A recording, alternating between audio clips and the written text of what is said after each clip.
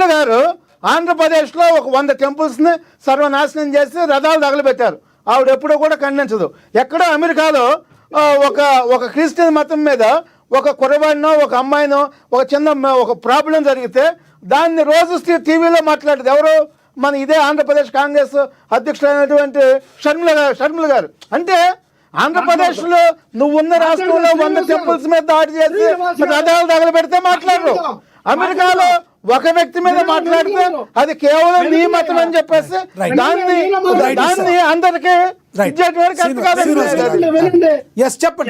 జరిగిన గురించి. ఎందుకంటే మన భారతదేశంలో జరిగినటువంటి మణిపూర్ ఘటనలో క్రిస్టియన్స్ ని ఆడపిల్లల బట్టలు లాకెళ్ళి ఊరి మీద తీసుకెళ్లి అసభ్యంగా ప్రవర్తించినప్పుడు ఏం పీకర్ సార్ మీరు చంద్రబాబు? జమ్మూ కాశ్మీర్ లో లక్షల మంది హిందువుల్ని జమ్మూ కాశ్మీర్ లో లక్షల మంది హిందువుల్ని ఇది చేసినప్పుడు మీరు ఏం పీకారు? మీరు ఎక్కువ ఉన్నారు, మీరు పుట్టారా? మీరు జమ్మూ కాశ్మీర్ లో లక్షల మందిని 20 సంవత్సరాల క్రితం, అంటే 85 అనుకుంటా, 30 సంవత్సరాల క్రితం జమ్మూ కాశ్మీర్ లో లక్షల మంది హిందువుల్ని హత్య చేసినప్పుడు, వాళ్ళ మీద దాడులు చేసినప్పుడు మీరు ఎక్కడున్నారు? మీరు భారతదేశంలో లేరా? మీరు జమ్మూ కాశ్మీర్ లో లక్షల మంది హిందువుల్ని వాళ్ళ మీద దాడి చేసి హత్య చేసి రేపులు చేసినప్పుడు మీరు ఎక్కడున్నారు? మీరు లేరు. మీకు కేవలం అధికారం ముఖ్యం, రాజకీయం ముఖ్యం. మీకు జమ్మూ కాశ్మీర్ లో లక్షల మంది మీద దాడి చేసినప్పుడు ఏం చేశారు? మీరు హత్యలు చేసినప్పుడు ఏం చేశారు? ఆర్టికల్ 317 అనేటువంటి దాన్ని ముసుగులో పెట్టుకుని చేసిన నేరాలకి ఘోరాలకి మీరందరూ దాన్ని యాక్సెప్ట్ చేశారు లేదా? మీరు దాన్ని మద్దతు ఇచ్చారు లేదా? మీ నాయకుడు మద్దతు ఇచ్చాడు కదా, మీకు మద్దతు ఇచ్చారు కదా. మీ కళ్ళు కాకరెత్తుకెళ్ళియా, మీ నోళ్ళు గాడిదెత్తుకెళ్ళియా. మీరు మాట్లాడేటప్పుడు మీకు కూడా ఎత్తాల్సి చాలా ఉంటాయి. నేను సబ్జెక్ట్ నే మాట్లాడుతున్నాను. భారతదేశంలో ఉన్న కాశ్మీర్ లో కొన్ని లక్షల మంది హిందువుల మీద దాడి చేసి హత్యలు చేసి రేపులు చేశారు. దానికి మీరు ప్రభుత్వంలో ఉన్నారు, మీ నాయకులే ఉన్నారు, వాళ్ళందరూ దాన్ని సపోర్ట్ చేశారు. ఇవన్నీ కాదు సార్, అప్పుడు జరిగినవి కాదు. రీసెంట్ గా మన ఆపరేషన్ సింధూర్ లో ఏదైతే ఉందో పహల్గాం దాడిలో మతం అడిగి చంపారండి. మతం అడిగి చంపినప్పుడు మిగతా వాళ్ళందరూ ఎందుకు ఖండించలేదు? అదే కదా ఎవరి సాక్షులు ఎవరు ఇచ్చేసు మతం అడిగి చంపారని అక్కడ ఉన్నటువంటి ఎవిడెన్స్ ఎవరైతే చనిపోయారో స్వయంగా వాళ్ళ భార్యలు చెప్పారు. అంతకన్నా ఇంకేం కావాలి? అంటే నువ్వు నేను చెప్తే సాక్ష్యం అయితే పహల్గాం లో ఉన్న స్పాట్ లో ఉన్నటువంటి వ్యక్తులు ఎవరైతే ఉన్నారో వాళ్ళే చెప్పారు. వాళ్ళు కూడా వాళ్ళ కుమారులు, భర్తలు, కుమార్తెలు వాళ్ళు చెప్పారు చాలా క్లియర్ గా, మహిళలను చంపుతాం, కేవలం జెంట్స్ ని మాత్రమే చంపుతాం అని చెప్పేసి ఎవరైతే చనిపోయారో చనిపోయిన భార్యలు చెప్పింది వాస్తవం కాదా? చనిపోయిన భార్యలు చెప్పింది వాస్తవం కాదా?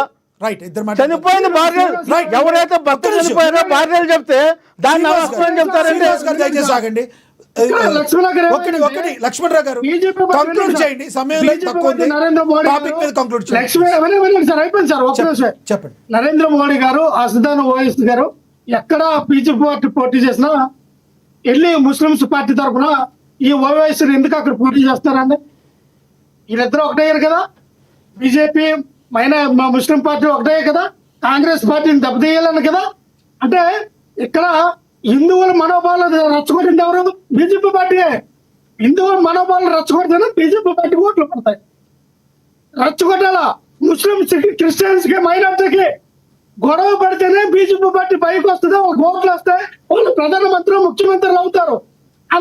హైదరాబాద్ లో హిందూ ముస్లింస్ మధ్య చిచ్చు పెట్టి 400 మంది చనిపోవటానికి కారకులు ఎవరు?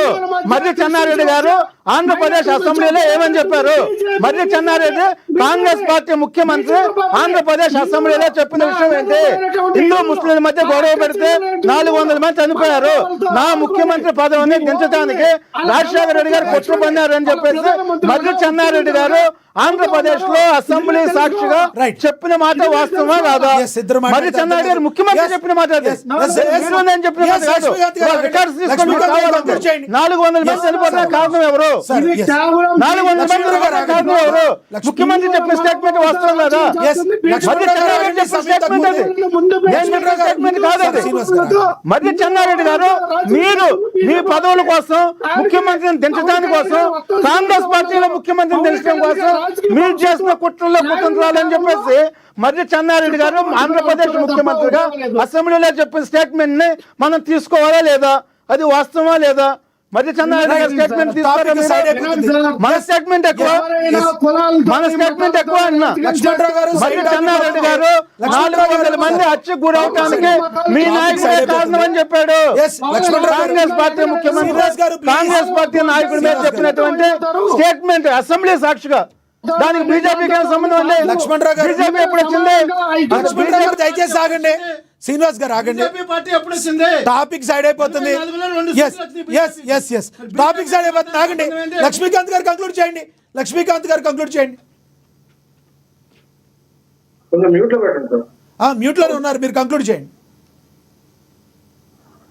సార్, మన దేశం భారతదేశం విభిన్న సంస్కృతులు, విభిన్న భాషలు, విభిన్న మతాలు. అర్థమైందండి? పవన్ కళ్యాణ్ గారు అదేదో సినిమాలో అన్నట్టుగా పంజాబ్, సింధు, గుజరాత్, మరాఠా, ద్రావిడ, ఉత్కలవంగ. ఎందుకంటే మన దేశ సంస్కృతుల్ని గౌరవించుకోవాల్సిన మినిమం కామన్ సెన్స్ మనకు ఉండదు. మనం ఏ కులంలో పుట్టాలి, ఏ మతంలో పుట్టాలి అని మనం ఏం చెప్పుకొని బ్రహ్మదేవుడికి నుదుటి మీద రాత రాపిస్తే మనం ఏం పుట్టలేదు.